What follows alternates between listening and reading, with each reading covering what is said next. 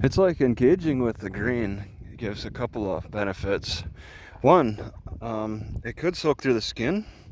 I'm handling it with my bare hands, and my hands turn just this time just slightly green.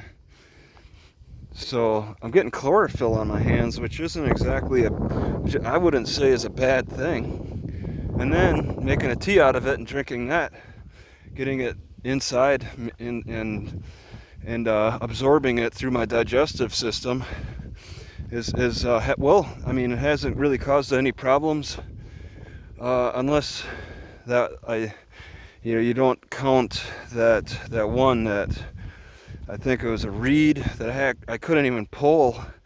I had to cut it with scissors because it wouldn't give from pulling.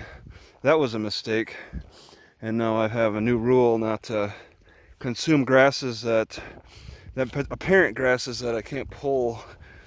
I got some of these, a couple of twists of those in the pot.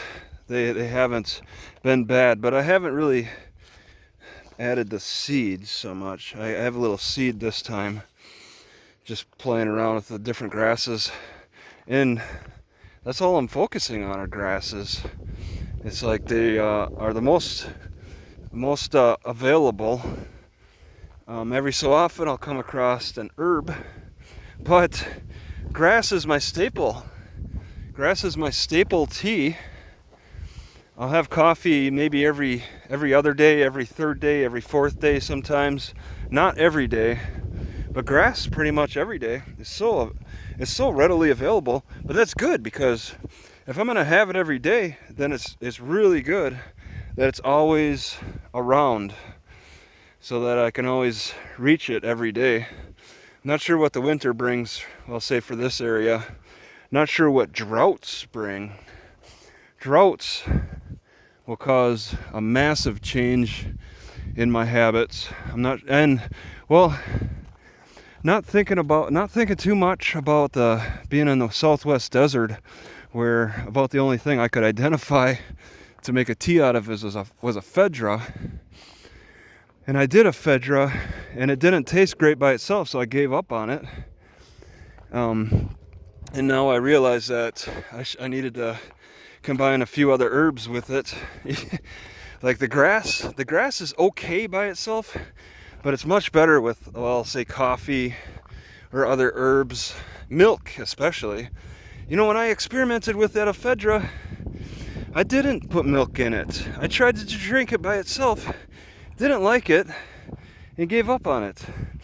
But now that I've had a few swigs of grass for the past few months, I'm like, the ephedra really is not that different in taste. It's not that different. It was a greeny, earthy, grassy, similar taste. And I could have been making more teas out of that, getting at least the nutrients, and also really see what else it has to offer. But I was just frustrated by the taste alone. But you got to understand that there's herbs out there that just don't taste good by themselves, like cloves or other stuff.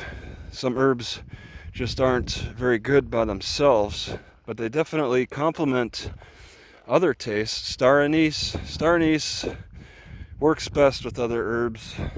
It's okay by itself, I guess.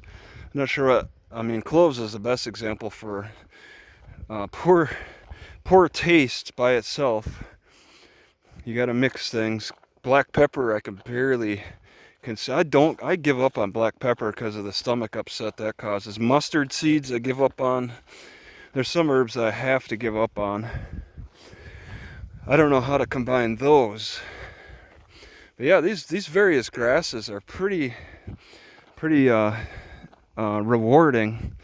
Instead of being that grabby person running to the food bank for their canned foods and stuff, I come out here. Look at this. This is a succulent that I've made several teas out of and had no problem. They grow so big, they rip so easy.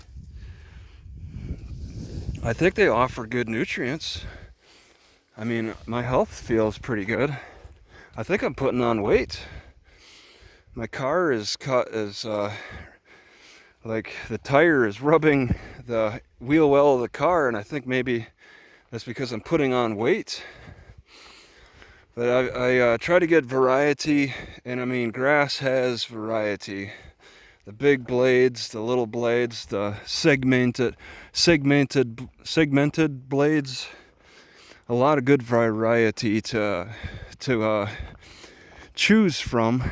You have one, and the taste is also slightly different between the different appearances. Not only are there different appearances, there's different tastes within those appearances, but all arrive at a relatively similar end result, and that is offering some good nutrients, good vitamins and minerals, whatever they have to offer. Slightly different from one to the next. It's like you find a slight difference between golden flax seeds and brown flax seeds. There's those slight differences. It's something to try to take advantage of. And I have yet to experience like overconsumption. I had 2 of my 2 small pots today.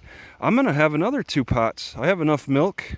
My only downside is actually I'm a little low on water, so I need to go find some water somewhere. If I want to have 2 more pots today, and then prepare possibly for tomorrow. But my taste for this type of tea is pretty good. I mean, I'm finding it appetizing. I would encourage others to do it. And in fact, if anybody wanted to meet me, that would be a sole thing to share, to have in common, is to enjoy some grass tea together. So if anyone wants to meet, let's enjoy some grass tea together in your area.